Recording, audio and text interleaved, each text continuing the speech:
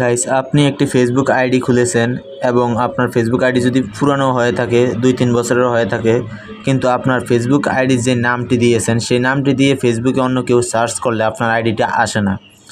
এর কারণটা কি? এর কারণটা হচ্ছে আপনার ফেসবুকে একটি সেটিংস অফ হয়ে আছে। এই সেটিংসটি অন করে দিলে আপনার ফেসবুক আইডির নামটি যে কেউ সার্চ করলে সর্বপ্রথমে চলে আসবে। তো চলেন আজকে সেই সেটিংসটি শিখিয়ে দিব। যে সেটিংসটি আপনারা অন করে দিলে আপনার ফেসবুক আইডিটি সার্চ লিস্টে প্রথমে আসবে এবং আপনার ফেসবুক আইডির লিঙ্ক বা নাম দিয়ে সার্চ দেওয়া মাত্রই ফেসবুক আইডিটি চলে আসবে। তো সেই জন্য সর্বপ্রথমে চলে যাবেন ফেসবুক অ্যাপসটির ভিতরে।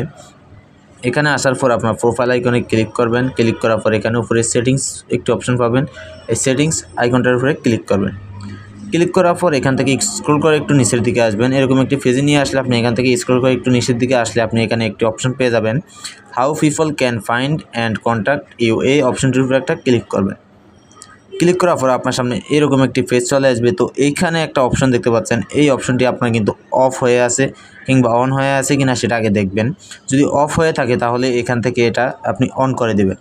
এই ক্ষেত্রে আপনার প্রোফাইলের এই যে এখানে দেওয়া আছে, সার্চ করলে আপনার প্রোফাইলের নামটি দিয়ে যখন সার্চ করবে, সার্চ করলে যে কেউ, আপনি নিজেও যদি আপনার অন্য একটা আইডি দিয়ে আপনার ফেসবুক আইডিটি সার্চ করেন তাহলে সবার প্রথমে আপনার আইডিটি চলে আসবে এই সেটিংসটি চালু করে রাখলে।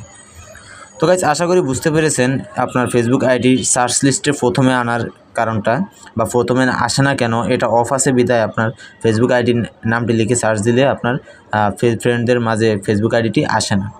তো গাইস, এই ছিল আজকের ভিডিওটি। ভিডিওটি যদি ভালো লাগে অবশ্যই ভিডিওতে একটি লাইক দিয়ে দিবেন এবং এই ভিডিওটি আপনার বন্ধুদের মাঝে শেয়ার করে দিয়ে তাদেরকেও দেখার মতো এবং শেখার মতো সুযোগ করে দিবেন। ধন্যবাদ।